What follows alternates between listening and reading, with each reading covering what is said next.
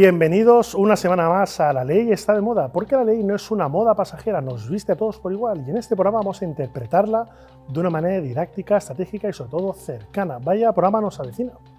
Tenemos a Cayetana Ródenas, comunicadora, actriz y presentadora de un programa en esta cadena que se llama Díselo a la calle. Luego tenemos a Javier Vargas de la Vargas Blues Band, una leyenda de guitarra de blues espectacular. Y luego, como no, a la gran colaboradora Olga Huertas con A Fuego Lento. Embárcate en esta aventura con nosotros. Soy Javier Guerrero, CEO, fundador de Guerreros Asociados Abogados, y hoy seré su presentador.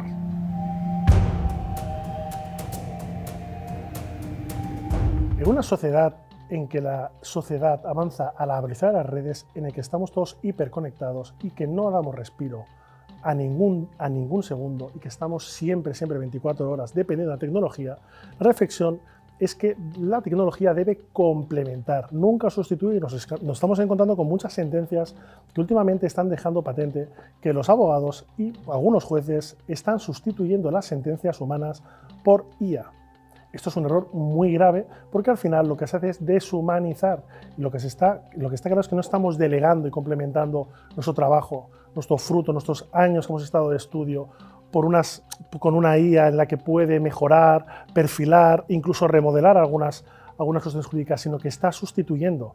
Y acordaos, la IA también tiene alucinaciones. Por tanto, la reflexión es que la IA debe complementar, nunca sustituir, porque si no, no vaya a ser que al final seamos prescindibles.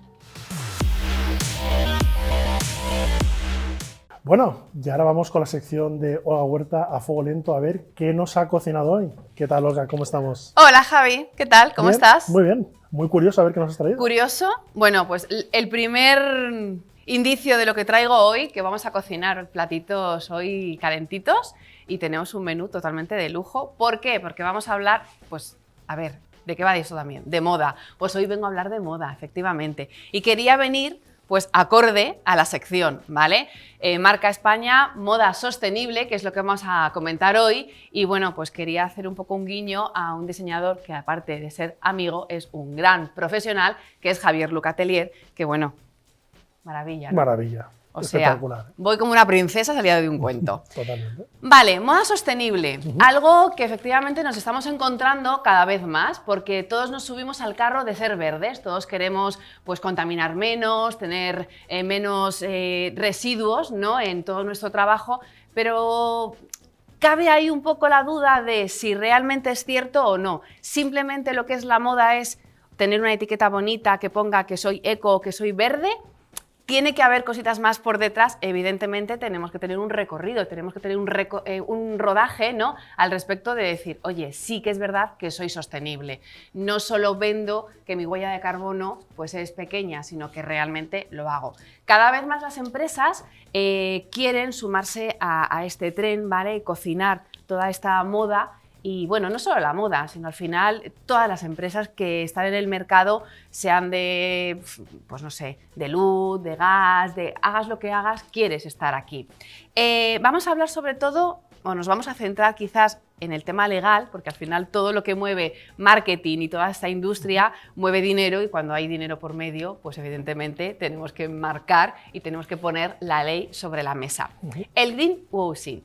¿Qué es esto? Para la gente que no sepa este concepto, pues bueno, explicado así rápidamente y muy breve, pues es vender que eres sostenible sin serlo. Entonces ahí yo creo que es donde vienen los problemas y vienen un poco las historias que como consumidores tenemos que tener bien visto el qué es lo que tiene que llevar pues una prenda, qué es lo que tiene que tener. Me he estado un poco informando, ¿vale? Y efectivamente, pues bueno, no basta como que una camiseta pues tenga un algodón ecológico, ¿no? Tendría que también venir qué material exactamente tiene la camiseta, qué porcentaje de esos materiales, con qué composición, ¿no?, tiene. ¿Y por qué es mejor que otro?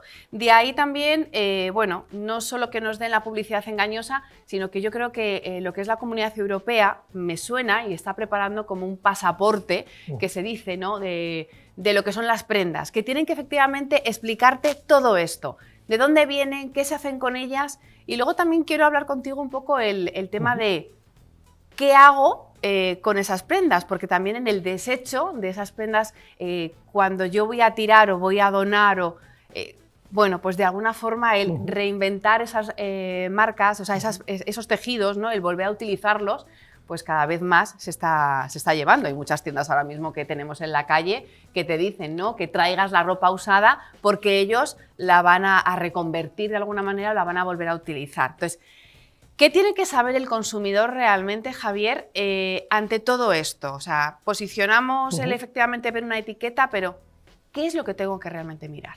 Bueno, lo que tú has dicho me parece un tema súper espectacular que está en la actualidad, que actualmente se llama ecoblanqueo, que es una práctica engañosa de las empresas, que señalan que una etiqueta es sostenible, respeta el medio ambiente, pero pone casuística genérica. Entonces, ¿qué pasa? Tiene que haber una descripción totalmente fidedigna. No sirve con que ponga que la prenda es ecológica. ¿Por qué? Porque esto es publicidad engañosa. Entonces, aquí hay un marco normativo muy sencillo. Por un lado, se puede reclamar, amparándose en la ley de los consumidores, indicando, oye, yo esto me siento engañado porque realmente no lo hubiera a lo mejor comprado o adquirido si no hubiera sido otro material, ¿no? O incluso una persona que es alérgica y se compra una prenda sostenible y luego le da una alergia. Pues se puede reclamar ante la OCU, por la Ley de Defensa de los Consumidores. Luego tenemos la competencia desleal. ¿Qué pasa? Hay competencia desleal en el momento en el que tú adquieras un producto engañado. Entonces, ¿qué pasa? Se puede denunciar ante el órgano administrativo de competencia desleal y además incluso estaremos hablando de estafa, porque es una pequeña estafa, dependiendo de la cuantía. Como tú bien has dicho, la normativa europea ahora está amparándose y está haciendo una serie de alegaciones para que todas las etiquetas tengan una mayor descripción para que nadie incurra en error, ¿no? Vale, cuando un consumidor efectivamente compra algo y luego detecta que no es realmente lo que se está vendiendo, ¿vale?, que nos están haciendo esa publicidad engañosa, ¿no?, ese marketing que de alguna manera nos quiere llevar a que somos verdes y somos sostenibles, ¿hasta qué punto podemos, si yo me llevo esa prenda a casa y luego veo que no es lo que me han vendido, puedo reclamar o cuál es la vía que tengo que seguir para poder llevar a esto a cabo?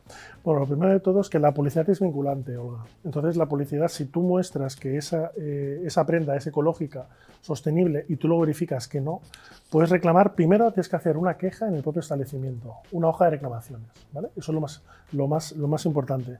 Intentar que esa prenda te devuelva el importe, o incluso pedir una indemnización. Imagínate que te ha dado urticaria porque eres alérgico a un material que no pone en la etiqueta, ¿no?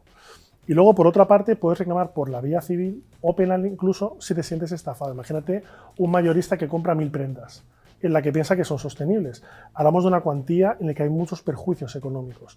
Puedes reclamar por vía civil o penal si ha habido mala fe y entonces ha habido estafa. Pero, ¿cómo puedo demostrar que una prenda me ha dado urticaria? Me refiero, yo me llevo un jersey a casa, ¿vale? Me lo pongo, a mí me puede haber dado urticaria a cualquier otra cosa, o me puede salir una rojez en el cuello por, yo qué sé, vete a saber. O sea, ¿está tan establecido el que el consumidor pueda, o bueno, que claro, al final echar la ley es a la trampa, ¿no? Como en todos los lados. Al final, si esto lo estandarizamos, pues va a venir todo el mundo a decir, oye, devuélvemelo porque me ha rozado o porque esto realmente no cumple la normativa. Efectivamente. ¿Cómo entramos ahí? Muy buena pregunta, Olga. Efectivamente hablamos de un tema antieconómico. Hay una premisa básica que todos los ciudadanos tienen que saber, que quien reclama ha de probar. Tú has de probar con evidencia científica sostenida en un pericial que tú eras anteriormente a comprar esa prenda alérgico y que esa prenda, con un perito experto en tejidos, que esa prenda te ha causado una urticaria y un perjuicio, que puedes estar incluso ingresado. Nosotros en el despacho llevamos reclamaciones de muchísimo dinero por temas que aparentemente son nimios y que luego ha comportado una indemnización millonaria, ¿no? Entonces tú has de demostrar que eso te ha causado un perjuicio directo. Cuando es un mayorista es mucho más fácil, porque por la cuantía y por el volumen, si efectivamente con una prenda no cumple el parámetro, haces un testeo de 15, 20 prendas, no hace falta que hagas las 1000, pero automáticamente ya se presupone que ya se ha causado ese perjuicio al mayorista, que pues no puede reclamar. Un consumidor lo tiene mucho más difícil. Lo que es un consumidor de a pie, como tú y como yo, que puede comprarse una prenda, sí que puede reclamar con una hoja de reclamaciones y si no, ir por la vía civil o ante la OCU. Vale, y lo que te comentaba esto del pasaporte digital, ¿no? Porque claro, ahora que digas que una prenda tiene un pasaporte, claro, es como, ¿qué me van a contar aquí? Prácticamente va a ser como un currículum, ¿no? Lo que están tratando de hacer o están intentando llegar a conseguir es que efectivamente pues bueno, casi que vamos a tener que ir a las tiendas con más tiempo del necesario para estudiarnos realmente qué es lo que estamos comprando, porque en ese pasaporte indican que tiene que venir, pues eso, de dónde viene la prenda, la composición, cómo se ha fabricado y qué impacto tiene medioambiental. ¿Esto cómo está, este tema? Bueno, la normativa europea siempre va más lenta porque es una cosa muy sencilla. Cuando se hace una normativa europea, luego hay una cosa que se llama transposición, es decir, tiene que nombrarse una directiva y luego tiene que transponerse, tiene que adaptarse a la legislación española. Con lo cual, claro, tiene que haber uniformidad. Por ejemplo, te pongo un ejemplo, en el tema de los desplazamientos de gasolina, todo esto eco que se está hoy llevando a cabo, todos los países tienen una normativa distinta y se aplica en tiempos distintos. Esto es igual, está todavía en un estado muy prematuro y embrionario, En desarrollo. Con lo cual todavía no se ha aplicado. Vale, claro, porque también se dice que se va efectivamente a prohibir el destruir ropa nueva que no se venda. O sea, que eso que hablábamos de que nos piden que si has usado una ropa y que, bueno, pues tráemela y que no sé luego esto, si es que te lo compran o no te lo compran, bueno, cada establecimiento tiene ahí sus cosillas, pero sí que nos piden que efectivamente en vez de tirarla a los contenedores, pues que la dones o que hagas X a lo que es la propia tienda porque ellos lo reutilizan. Esto la verdad es que a mí me parece maravilloso, es una manera muy guay de limpiar el armario y también de... que podrían hilar un poco más, sí que es verdad, porque a veces el llevar la bolsa a lo mejor con X prendas, pues como, por lo menos dame un chequecillo, ¿no? De 5 euros o algo. Hay tiendas que lo hacen, Olga, no voy a decir la publicidad, pero llevas ropa por peso y te la canjean en un cheque. Yo lo hago, incluso dono a entidades no lucrativas para que vaya a gente que necesita, ¿no? Lo importante es que todas las prendas no solamente te garanticen la etiqueta, sino también la calidad. ¿Por qué? Pero tú estás mintiendo en la composición de un tejido, estás también mintiendo en la calidad del tejido.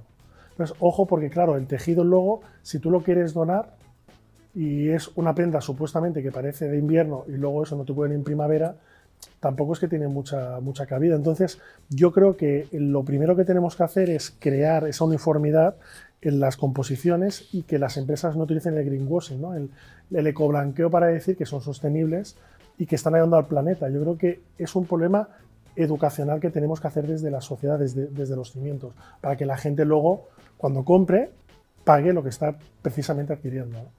Pues sí, bueno, pues oye, dejamos el tema ahí, de alguna manera seguiremos tratándolo, porque yo creo que esto todavía tiene que dar muchas vueltas, tenemos que esperar a que todos nos unamos, porque al final, bueno, el mundo es muy grande, la economía es mundial y todos tenemos ropa en los diferentes países y hay que alinear.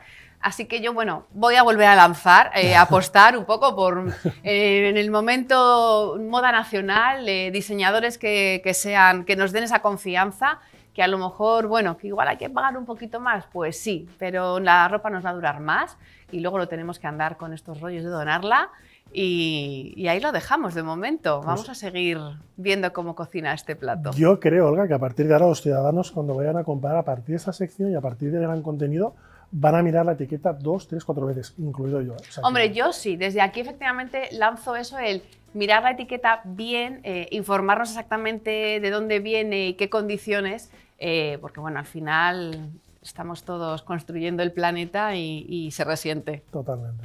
Pues nada. Pues Olga, muchas gracias, un placer, una semana más con tu gran sección y gracias por abrirnos los ojos. Seguiremos pensando en cosas interesantes. Pues gracias, te esperamos la próxima semana. Claro que sí. Gracias, hasta luego.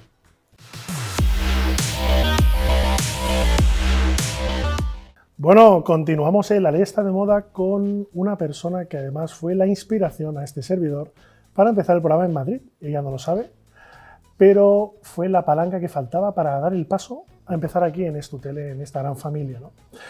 Cayetana Ródenas es una persona que en su definición no cabe solamente una etiqueta. Es actriz, comunicadora, maestra de educación, emprendedora, social, yogi, bilingüe, viajera, madre de ideas y además presentadora de Díselo a la calle en un gran programa en esta cadena. Es una gran creadora de contenido, pero con propósito, con formación, con finalidad. A lo largo de los años ha construido una trayectoria profesional donde cada proyecto tiene una idea, donde cada proyecto tiene un denominador común: divulgar, llegar y culturizar a la ciudadanía. Hoy la recibimos para hablar de su recorrido, de su trayectoria, de su aprendizaje y sus valores y sobre todo de sus grandes proyectos que se avecinan en este 2026. ¿Qué tal, Cayetana? ¿Cómo estás? Javier, pues me he quedado pues en shock después de esta maravillosa introducción que has hecho. Me he venido arriba, digo, casi que me veo levitando de esta butaquita. No te mereces menos, por favor. Aparte, tengo que decir una cosa, esta persona, tengo el placer de conocerla a foros patos y aparte es, con una gran calidad humana, es muy humilde. Con lo cual, todo lo que digamos aquí se va a quedar corto, sin duda. Cayetana, como hemos dicho en la presentación, eres actriz, maestra, emprendedora, experta en bienestar y tienes ahora en esta cadena un programa de gran recorrido, llevas bastante tiempo. ¿Cómo definirías tu gran trayectoria profesional plagada de grandes recorridos, hablaremos de tema empresarial? ¿Cómo lo definirías en una frase que fuese corta? En general, reinvención. Reinvención, básicamente. Creo que es la premisa en mi vida de haber hecho tantas cosas tan dispares a veces, pero que en el fondo todas tienen un denominador común, pero en el fondo hay ese punto de reinvención continua, ¿no? Has trabajado en televisión, sigues trabajando, haces publicidad, impartes formaciones, vives incluso entre dos idiomas. ¿Cuál es el hilo conductor que logra hacer que Cayetana siempre sea la misma esencia, nunca pierda esa calidad que tienes? Pues mira, esto lo he descubierto ya con la edad, porque creo que la vida te va dando pistas y vas autoconociéndote a medida que vas cumpliendo años y a medida que vas pasando cosas, que vas viviendo, vas teniendo experiencias buenas, malas. Y yo creo que al final el denominador común, de nuevo vuelvo a utilizar esta palabra porque creo que es lo que unifica, es el comunicar, ¿no? El expresarte. Ya sea encima de un escenario, enfrente de una pantalla, como maestra delante de mis alumnos, como guía turístico que también fui con un micro en un autobús y al final me he ido dando cuenta de todo este recorrido que es el expresar y el comunicar y el conectar con otro ser humano de enfrente. Creo que eso es. Bueno, ahí radica que en tu programa no solamente comunicas, sino que haces conectar con la persona que viene, con el artista, y haces que desvele cosas muy íntimas, porque precisamente la comunicación es conexión. Ahí reside el gran valor de tu programa. Eres fundadora y has sido directora de Yoga Kids. Sí. Es una empresa de formación con impacto internacional. ¿Cómo nació este proyecto? Pues mira, la del yoga me vino en mi vida así, pues como estas cosas que pasan, ¿no? Yo me fui a vivir a Australia porque mi ex marido era biólogo marino y de allí, allí yo buscaba clases de danza porque siempre me ha gustado seguir en el mundo de la danza. No había danza y encontré yoga, un estilo yoga que se llama Ashtanga, que es muy en movimiento, con la respiración, las asanas de yoga, se entrelazan entre ellas, me encantó, me apasionó el yoga y como yo a la vez estaba dando clases ya a niños de teatro ahí en Australia, me emocionó tanto el yoga que dije, oye, qué maravilla esto hacerlo con pequeños, ¿no? Con niños.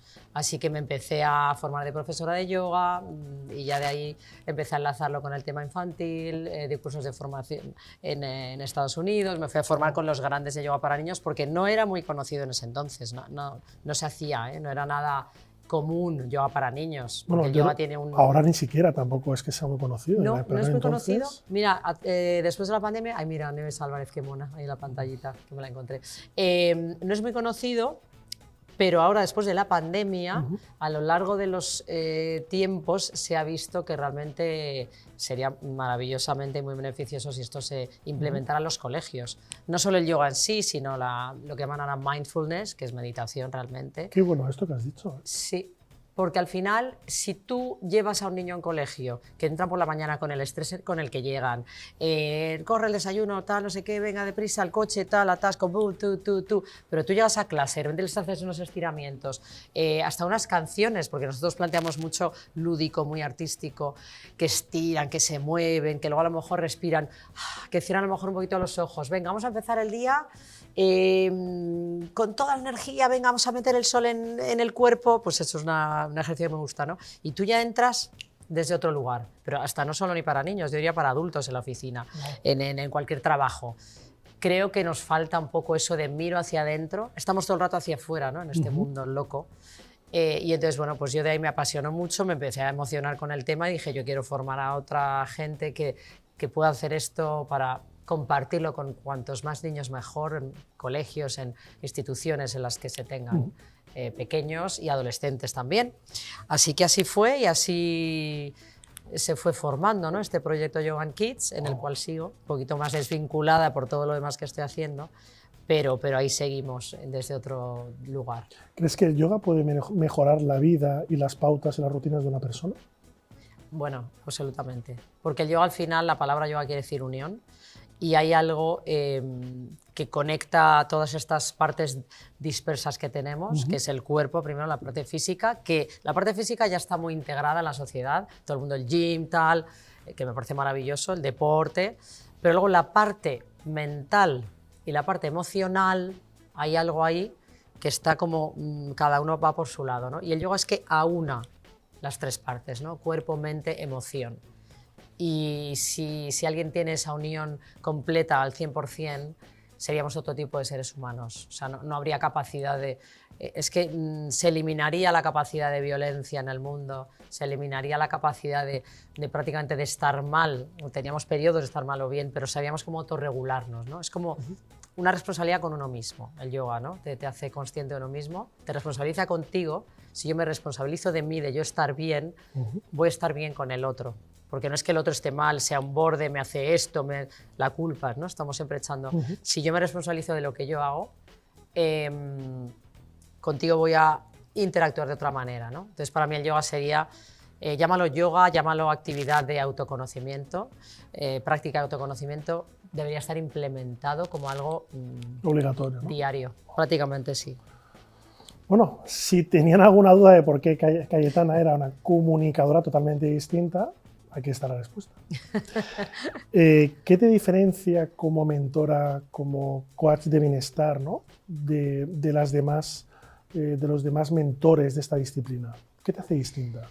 Pues mira, cada uno somos diferentes, es verdad que cada uno tiene lo suyo. Yo lo que pasa es que siempre me he basado mucho en la autenticidad y no me he dejado llevar nunca, a pesar que he tenido grandísimos maestros, de ningún gurú ni seguir los pasos de lo que hacía otro y cómo lo hacía otro, ¿no? Hay otros formadores, profesores que les gusta más tener esa guía al que seguir, me parece maravilloso, pero también a veces les hace perderse un poco en su realidad. Quiero decirte, ¿no? Si yo soy una persona que puedo practicar yoga, pero a la vez tengo una vida diaria, pues que salgo, que me bebo mi vino, que me tomo de repente un filete de carne, me voy a bailar, pues hay yogis o profesores de yoga que eso les causa como un shock porque se supone que en el yoga pues no se bebe, se practica muchas veces vegetarianismo, veganismo. O sea, es excluyente, o sea, no puedes tener... Pues hay un poco... el yoga tradicional estricto es muy... es muy espartano, ¿no? Muy limitante, es decir, o sea, muy espartano, pues un poco. Y es verdad que hay muchas bueno, pues, escuelas yógicas de las que la gente se forma y luego se hace profesor, que son muy limitantes. Entonces yo considero que el yoga es todo lo contrario, o sea, es la apertura absoluta y la libertad absoluta desde, volvemos a lo mismo, responsabilidad individual. Entonces, yo lo que creo que siempre he comunicado es la autenticidad, ¿no? Y me he encontrado con alumnos que venían de otras disciplinas yógicas o de otras escuelas. Oye, pero es que esto, es que mi maestro me ha dicho que esto para los niños no está bien hacer, es que esto... A mí ya si me dices, cuando ya te ponen un no, cuando ya es como de, yo no te voy a decir nada, tú lo tienes que probar. O sea, dentro de la responsabilidad que tú practicas sobre otro ser humano. O sea, si yo veo a una persona que tiene el cuello doblado de lado o que tiene la espalda encorvada, no le voy a poner a hacer una postura de la cabeza, ¿no? Sirsasana o boca abajo, no le voy a poner a hacer algo que le va a dañar más, porque yo estoy viendo a esta persona igual, no está preparada, ¿no? Pero tampoco le voy a decir, no, tú no lo hagas, tú no puedes hacer esto, como a veces se dice, ¿no? O sea, tú te adaptas, ¿no? a la persona, ¿no? que quiera contratarte, ¿no? Porque yo creo que hay que ver al otro, pero para ver al otro te tienes que ver tú a ti. Y tienes que hacer un trabajo tan profundo y no establecer un ego sobre el otro, ¿no? Como yo soy la profe, yo sé más, tú esto no lo hagas. No, aquí estamos todos en igualdad de condiciones. Yo soy una simple guía que he abierto el camino antes que tú y te abro el camino a que lo averigües tú, pero yo no estoy marcando el camino de nadie, ¿no? Y esto es muy difícil de entender. Y dar libertad al otro y que el otro acepte la libertad es lo que me encuentro que a la gente le cuesta más, ser libre. Fíjate, todo el mundo habla de libertad, pero sin saber lo que realmente significa, porque libertad igual responsabilidad, y eso es lo que cuesta más. Bueno, yo en el libro que te regalé hace poco, en Sabejorro, decía que la libertad es no hacer lo que no quieres, es decir que no. Claro. Poner esas limitaciones que la gente, la sociedad quiere imponerte, decir, no quiero hacer lo que me apetece, no lo que me obligáis, ¿no? Entonces, es maravilloso lo que dices de libertad porque además la verdad es que da coherencia al ser humano, eso es muy importante. Aparte de que eres una gran profesora de yoga, te hemos visto en infinidad de programas, como Sin salir de casa, Activa 2, Una más weekend. ¿Qué valoras a la hora de salir de la experiencia televisiva? ¿Qué es lo que has aprendido? Pues lo que he aprendido es a tener paciencia conmigo misma, porque la primera vez que me puse delante de una cámara estaba como que me temblaba hasta el último pelo de la cabeza. Y luego de repente es como de, oye, relax, no hemos nacido con una cámara delante. Y a medida que vas estando más delante de una cámara, más lo vas disfrutando porque es como que te pierdes en ella, sabiendo que no sabes quién está detrás de ahí y quién te va a estar viendo, claro, qué le vas a transmitir. Entonces hay algo como muy placentero, ¿no? Que es diferente a lo mejor a un teatro en el que tienes la audiencia, claro, delante de ti y percibes esa energía, hasta ves caras, intuyes, se oyen los sonidos de gente hablando, tosiendo, lo que sea. Y aquí es, claro, una maquinita que te está mirando y tú a ella... y hay que hacerse muy amiga de ella, ¿no? Y saber, no sé a quién le estoy llegando desde este pequeño agujerito. Entonces yo creo que ha sido tener paciencia y ir queriendo cada vez más a la cámara, y ahora la adoro con locura. La cámara te adora. Muchas gracias. Aquí tienes un programa que es Díselo a la calle, en esta cadena desde hace casi 3 años. ¿Qué puedes contarnos de este formato televisivo? ¿Por qué es distinto de otros formatos? Es que me parto, estás hablando de Baisanta en el, perdóname. Sí, claro, sí. Porque estamos ahí en el programa. Perdona. No. Talar, el Díselo a la calle, que tienes aquí un programa en esta cadena, desde hace casi 3 años. ¿Qué te hace distinta? ¿Por qué tu programa es tan distinto de otros formatos similares? ¿Tú crees? Ay, pues qué alegría que me digas.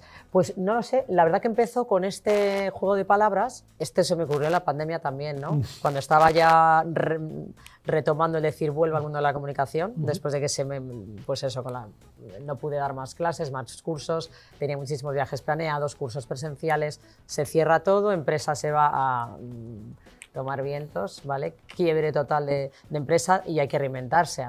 Hice el curso online, la formación que daba presencial la hice online, y dije, voy a volver al mundo comunicación. Y dándole vueltas a nombres y tal, pues se me ocurrió Díselo a la calle, de Cayetana. La idea original es, que espero hacerla en algún momento, hacerlo por la calle. Es decir, que yo voy andando y me encuentro con el invitado de turno y ya de ahí vamos al sitio en el que vamos a hacer esa entrevista, ¿no?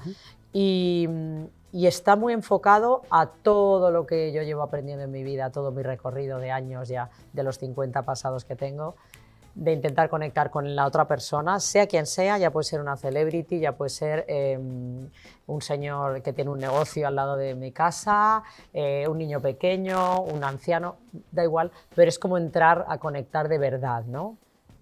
Por eso lo del guión, por eso te decía a ti, prefiero no ver las preguntas porque al final el guión lo vas haciendo a medida que hablas, claro, más orgánico, y no tienes ninguna expectativa y va surgiendo la conversación, claro, de verdad, ¿no? Claro.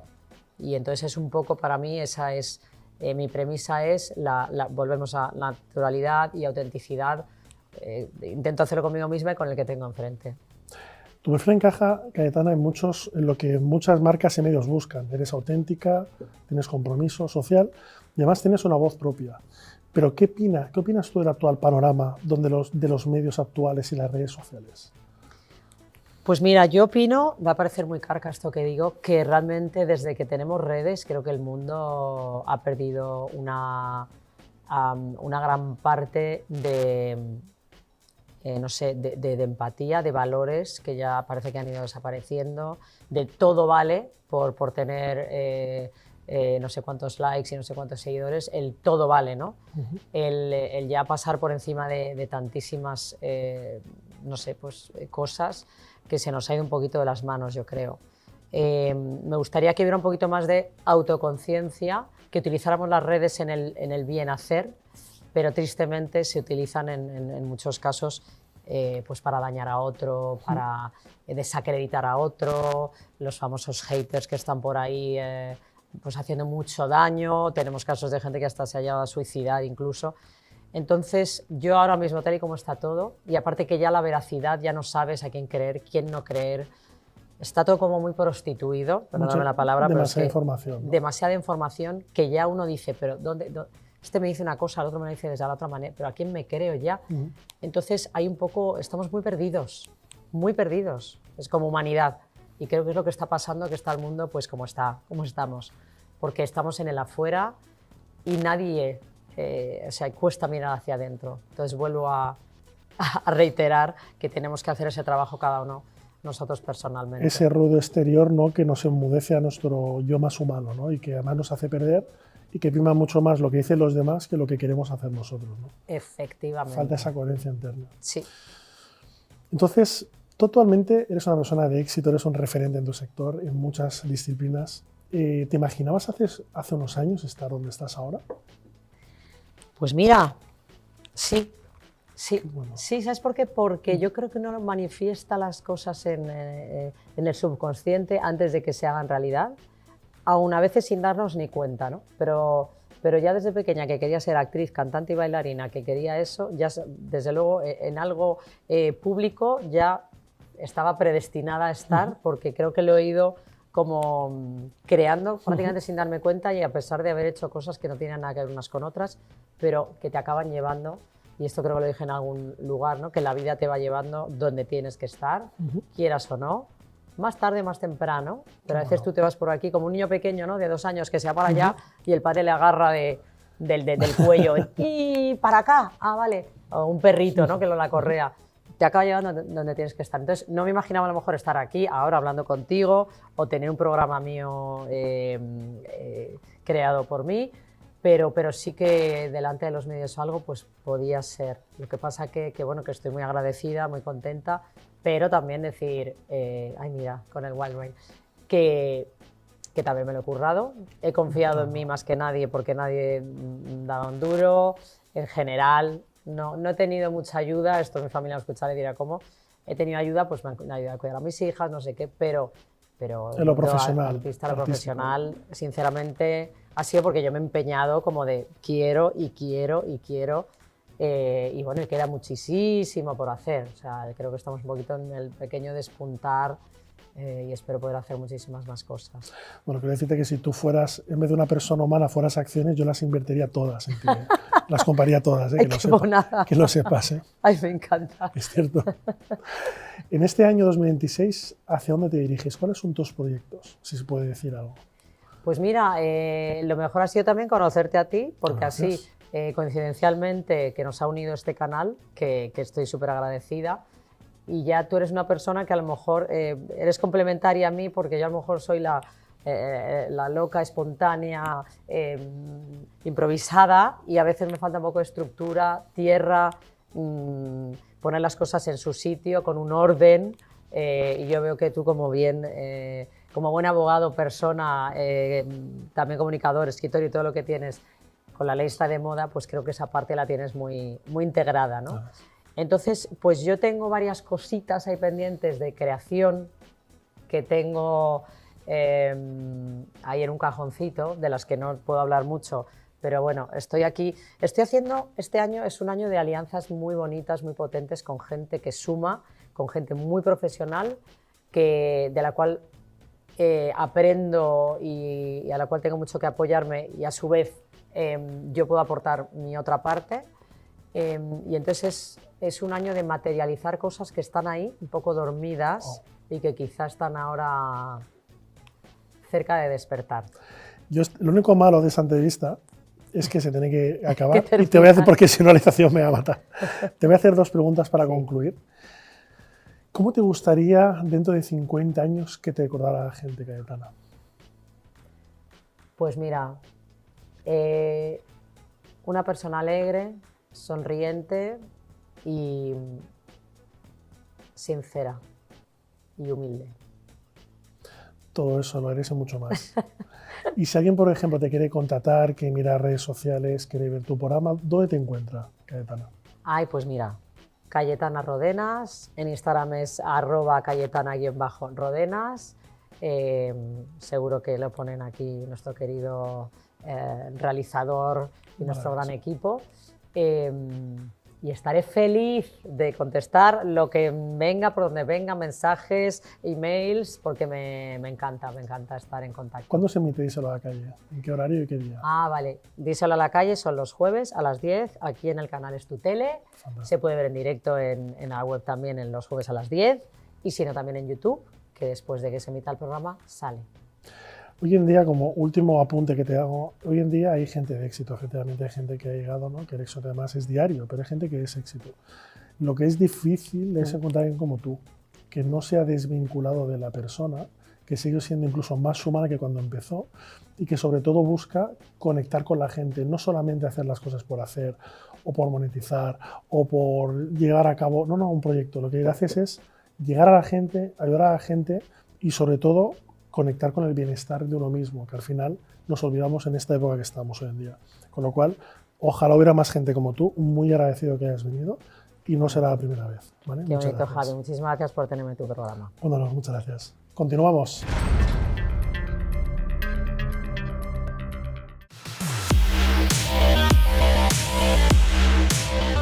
Bueno, lo que tenemos hoy en la lista de moda, tenemos una leyenda viva de la guitarra eléctrica del blues, nada más y nada menos que a Javier Vargas, que es el fundador de la Vargas Blue Band. Solamente tiene 8 discos de platino, tiene solamente 27 álbumes publicados desde el año 91, ha cantado y tocado con otras leyendas vivas. Además, estrena mañana una gran canción, Conductores Suicidas, una de mis favoritas, con el gran Joaquín Sabina. Y ahora sale en este enero, el 23 de enero, Historias de la carretera, su autobiografía. Qué mejor que él, que nos explique todo esto. ¿Qué tal, maestro? ¿Cómo estás? ¿Qué tal? ¿Cómo estáis? Pues un placer tenerte aquí, un lujo. Un placer. Vamos, esto no me lo creo, no me lo creo. Vamos a empezar por cosas muy básicas y luego vamos a empezar por tus proyectos musicales que tienes aquí para contar toda una historia. La única pega que tenemos, Javier, es que tenemos un tiempo limitado. Estaré aquí todo el día, toda la mañana. Bueno, perfecto. Pero tenemos que limitarnos a las preguntillas. ¿Qué fue primero, Javier, en tu vida? ¿La guitarra o el blues? Yo creo que lo primero, lo que más me hizo entrar dentro de la guitarra fue el blues. Fue escuchar a Jimi Hendrix, Axie Ball of Love, y después una de mis grandes influencias para entrar en el mundo del blues fue el blues, en lo que llamaron British Blues Invasion, que eran los artistas como John Mayer y los Blues Breakers, Fleetwood Mac con Peter Green. Wow. Y sobre todo una canción que me impactó mucho fue la versión de I Can't Quit You Baby de Led Zeppelin, que era un tema de Otis Rush. Yo tenía 12 años y vivía en esa época en Argentina. Y yo creo que cada vez que escuchaba blues, yo pensaba, yo quiero tocar eso, quiero ser guitarrista. ¿Ese fue tu punto de inflexión, Javier? ¿Ese fue tu punto de inflexión que te dijo, esto es lo mío? Exactamente, el blues. También en esa época, aparte de escuchar a los primeros discos de Led Zeppelin, sobre todo el primer álbum, donde tenía el tema I Can't Quit You Baby y todo esto, también escuché mucho. Yo creo que la primera banda que escuché siendo ya un crío fueron a los Beatles, que fue también una gran influencia porque fue impactante para toda la generación nuestra, ¿no? Los Beatles removieron toda la tristeza que había en el mundo después de la Segunda Guerra Mundial. Y fue una banda que solamente escuchabas el primer tema y querías saber qué era eso, ¿no? Y a partir de ahí empezaron a surgir grupos como los Yardbirds, como Jimi Hendrix, te hablo de los 60, después los Doors. Pero Javier, tengo una cosa importante, perdón que te corte. La gente te conoce a partir de los 90, pero tú empezaste la música en los años 80. ¿Qué fue cómo viste este salto al reconocimiento internacional? Porque pasas de ser un músico a ser, vamos, una leyenda internacional viva que da un salto espectacular. ¿Cuáles fueron tus comienzos? Mis comienzos fueron en los años 70. O sea, incluso antes de los 80. Fue antes de los 80. Mis comienzos fueron realmente el día que decidí irme a vivir a Estados Unidos. Mi primer punto de partida fue en Nashville, Tennessee. Yo ahí me fui con 18 años y tuve la oportunidad de trabajar con algunos artistas del mundo del country and western. En esa época Nashville era una ciudad en la que sonaba todo el country, era muy digamos, muy clásico en la música que se escuchaba, pero estaba ya Waylon Jennings, Johnny Cash, estaba ya en los Everly Brothers, esa ciudad vivía Jerry Lee Lewis, y yo cuando llegué contacté con muchos artistas locales porque había muchas jam sessions en los clubs, y entonces yo me dejaba caer con mi guitarra y preguntaba si me dejaban tocar. Y ahí mucha gente me oía, y entre ellos me escuchó una noche un cantante de country no muy conocido, se llama Wayne McPherson, y me invitó a tocar con él. Tenía actuaciones en un restaurante por la noche y yo me iba con mi guitarra. Mi estilo no era el country, mi estilo era el rock y el blues psicodélico, tirado a Jimi Hendrix, el estilo de Jimi Hendrix, o todos esos guitarristas de esa época, como te decía, Jimmy Page, también Duane Allman o Rory Gallagher. Entonces yo lo que le aportaba a los músicos más clásicos del country de Nashville era que les metía el rock and roll y el blues psicodélico. Entonces, y tocaba el slide ya, en esa época ya me empecé a especializar en tocar el slide y utilizar los dedos para crear un sonido especial, ¿no? Que eso hacía que la guitarra sonara más llena cuando tocaba, por ejemplo, en dúo con estos músicos. Entonces esos fueron mis inicios, ¿no? En Nashville también conocí ahí, hice sesiones de grabación para hacer maquetas con otros artistas, estuve en las sesiones de aula sureño en esa época, años 74 hasta el 75. Joder, sí. Casi nada, ¿eh? Pero Javier, tú has colaborado con Carlos Santana, Jack Bruce, Miguel Ríos. ¿Hay alguna colaboración, si se puede decir, sin menospreciar a las grandes leyendas que has tenido muchísimas a tu alrededor, y siendo tú una de ellas?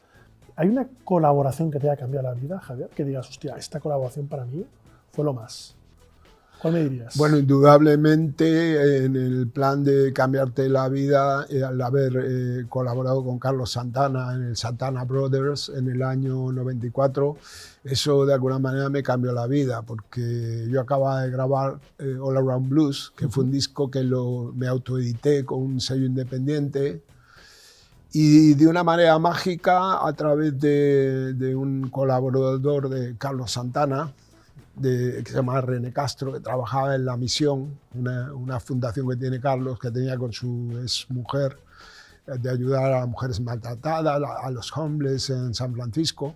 Esta persona trabajaba junto a Carlos y a través de un amigo en Barcelona me lo presentó y le pasé un cassette mío con el álbum All Around Blues, que fue un lanzamiento muy modesto, que yo me encargué de la promoción, me autoproduje ese álbum. Y una vez que le dejé el cassette, yo pensé, bueno, él me decía que se lo iba a dejar a Carlos Santana que lo escuchara, y yo pensé, bueno, esto no va a pasar nada, pero no guardaba la esperanza, porque siempre en la vida yo creo que tienes que tomar determinaciones en lo que tú haces, ¿sabes? Y nunca dejar de intentarlo, porque nunca sabes. Si algo lo tienes dentro de tu corazón y crees en ello, tienes que ir a por él, tienes que ir a conseguirlo de la manera que sea. Y ocurrió la magia. Un día empezó yo con un amigo que tengo en Francia, se llama Ray Gómez, que él tocó con los Canarios, con los Pot Tops, y su hermano es un guitarra legendario, se llama Ray Gómez, que tocó con Stanley Clarke, con muchísimos músicos de esa época de fusión, ¿no? Tocó con Michael Walden y tal. Pues su hermano Jean-Pierre, que vivía en París, Ray vivía en Nueva York, pero su hermano vivía en París, y bueno, él estaba metido un poco en el mundo de también tocar con bandas en esa época. Y me llamó y me dijo que en la revista Guitar and Bass francesa había una entrevista de Carlos Santana, y Carlos en una parte le preguntaba cuáles eran sus favoritos guitarras en ese momento, y me nombró a mí y a Gary Moore. ¿En serio? En serio, así fue. Ostras. Y me mandó por fax, porque en esa época no había internet, estoy hablando del año 91. Claro. Me mandó por fax una copia de la revista. Ostras. Y curiosamente no pasaron yo creo que ni un mes, que en la oficina que me llevaban, no sé cómo se pusieron en contacto, y llamó Jorge Santana, que es el hermano de Carlos, que en esa época se dedicaba al negocio los negocios de Carlos, era, digamos, un poco el representante de sus relaciones con otros músicos y discográficas y tal, y llamó a la agencia y preguntó, esa época tenía un manager que me llevaba, que era un manager que llevaba también bandas de jazz, llevaba a Jorge Pardo, llevaba mucho flamenco, era un tío especializado, la verdad estuvo muy bien esa época para mí, y le preguntó que le encantaba a Carlos el tema blues latino y que estaban trabajando en un nuevo álbum que se llama Santana Brothers, en el cual colaboraba su sobrino Jorge Santana. Era como un álbum familiar y decían que me dijo, eso me lo comentó el manager, me dijo Jorge que quería incluir tu tema y que si le damos permiso. Y digo, bueno, para mí es un honor absoluto. Era como, bueno, recibir una llamada de uno de tus ídolos cuando yo empecé a tocar la guitarra, como fue Carlos Santana y que quisiera grabar tu tema, me pareció alucinante, ¿no? Era una noticia de esa que te levantas una mañana, te dan esa noticia, es como uno de los días más felices de tu vida. Ostras. Ahí quedó la cosa. Mi manager le dijo que sí y que todos que podían disponer de él cuando quisieran y que cuando estuviera grabado nos mandaran una copia del álbum. Bueno, pasaron como un año, año y medio, y yo digo, bueno, lo mismo no va a salir, no va a ocurrir, no lo van a grabar, porque las cosas a veces van más lentas de lo que tú quisieras, claro. O a veces de la noche a la mañana todo cambia pasa. Para ti la suerte, y siempre hay que pensar en la carrera, vendió millones. Pero Javier, tengo una pregunta. Eres un maestro del mestizaje musical, porque te haces una mezcla muy particular de un blues muy único, que además es distinto en España y de Estados Unidos. Sí. ¿Cómo logras, qué estilos musicales logras mezclar cuando haces esa guitarra tan maravillosa? Bueno, mis influencias, como yo viví en Mar del Plata, en Argentina, yo cuando en mi infancia no solamente escuchaba la música británica o la música norteamericana de esa época, escuchaba mucho el rock argentino. Había una eclosión de una música que se llamó el rock nacional en Mar del Plata, en Argentina. Que surgieron bandas como Almendra, Manal, La Cofradía de la Flor Solar, grupos como La Pesada de Rock and Roll, Charly García, bueno, todos esos. Y esas épocas me influenciaron mucho. Entonces, después cuando me moví a Venezuela, escuchaba mucha música afrocubana, escuchaba a Fania All Star, a Willy Colón, escuchaba música brasileña. Entonces, toda esa música, digamos, quieras o no, incluso el tango, porque en Argentina mis padres oían mucho tango. Oían a Goyeneche, oían a Astor Piazzolla, y entonces yo en mi infancia siempre he escuchado esa música. También me he empapado de la música española, ¿no? Me gusta mucho el flamenco, sobre todo uno de mis favoritos, Camarón, Paco de Lucía, Ketama, me gusta muchísimo, Antonio Carmona. Todos esos artistas, digamos, me han influenciado sencillamente porque son tan grandes que la buena música es como el alimento del alma, ¿no? Y ahí yo creo que surge todas mis raíces musicales, ¿no? La fusión entre el rock and roll, del rock sureño, el blues y el flamenco, ¿no? Y el tango, la música argentina. Me gusta la música africana, me gusta Ali Farka Touré, escuchaba mucho, me gusta Ray Cooder, todos los discos que hizo. Javier, eres como esos futbolistas maravillosos que vemos en la televisión que esto es facilísimo y lo haces tú 1000 veces y no te sale. Es decir, has incluido un montón de estilos musicales y lo has convertido en un estilo único. En mi propio sonido, correcto. Es espectacular, pero Javier, ¿cómo ha evolucionado tu sonido de los primeros discos de All Around Blues, por ejemplo, hasta tus trabajos más actuales? ¿Cómo ha evolucionado? ¿Qué es lo que notas distinto? ¿Qué haces ahora que antes no hacías? ¿Qué has implementado? Bueno, para mí hacer un disco es como pintar un cuadro.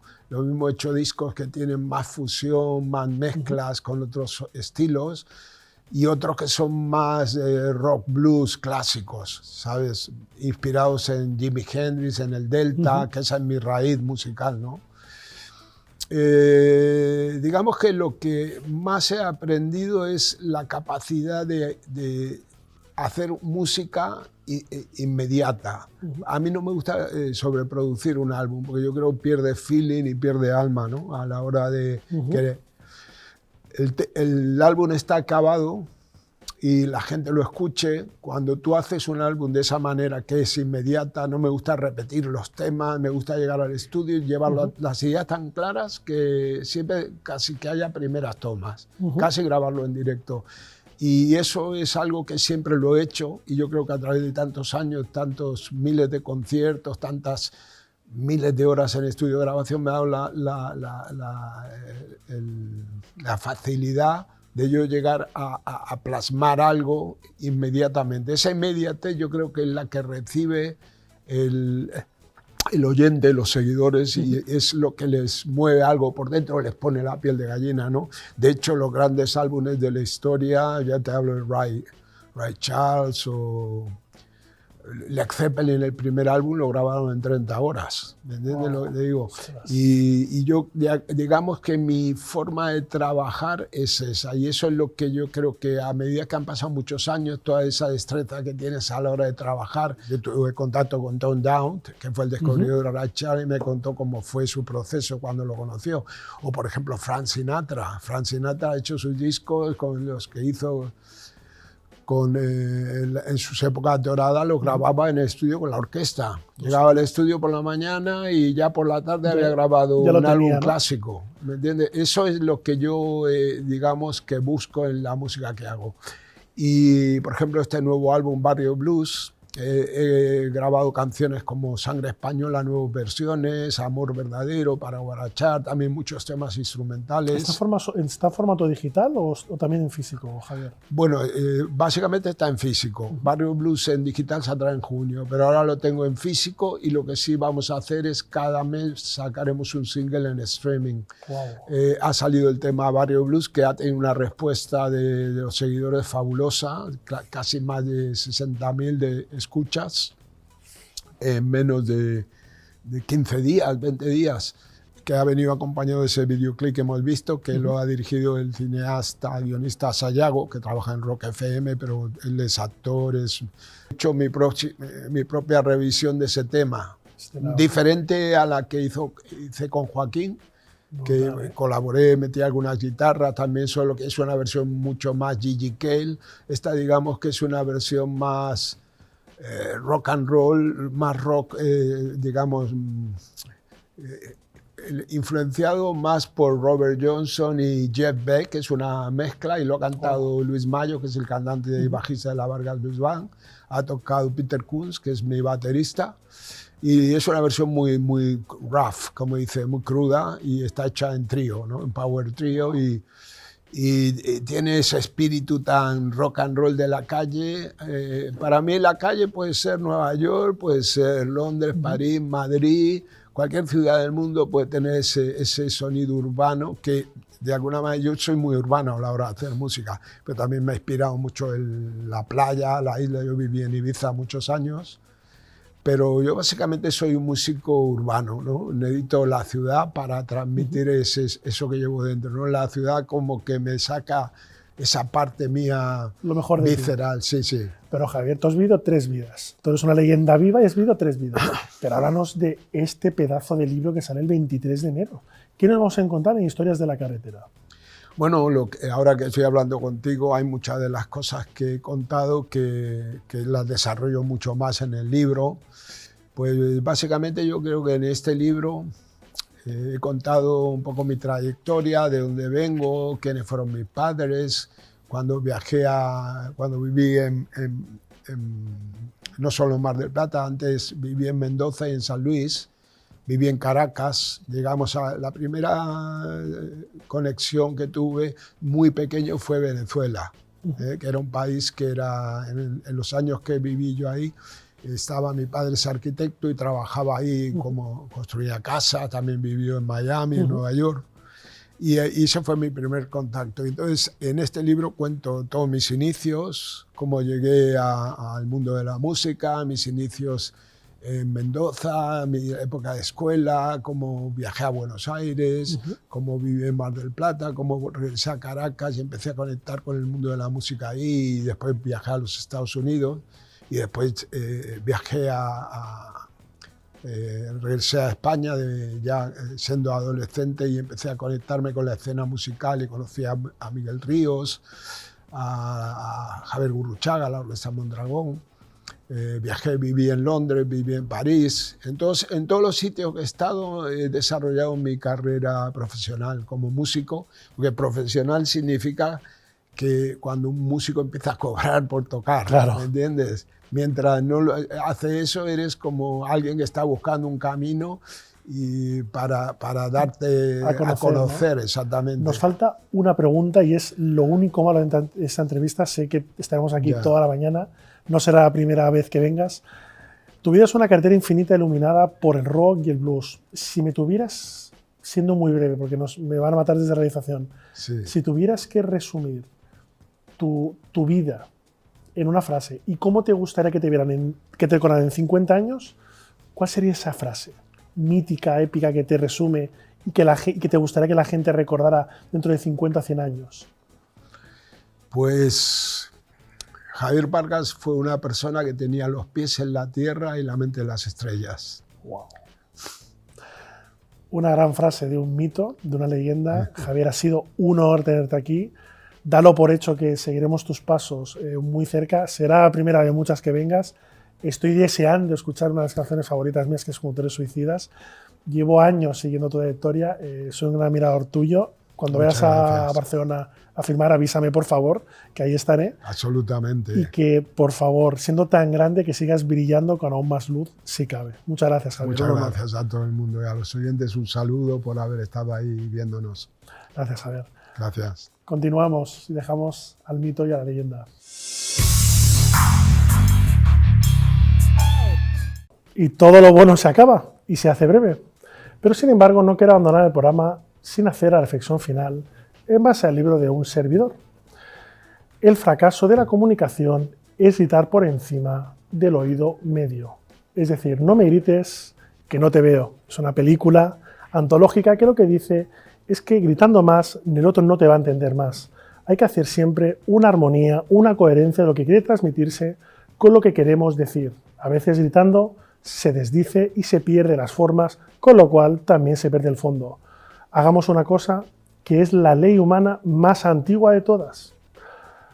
Habla lento y piensa aún más lento para que la gente pueda entender lo que quieres transmitir.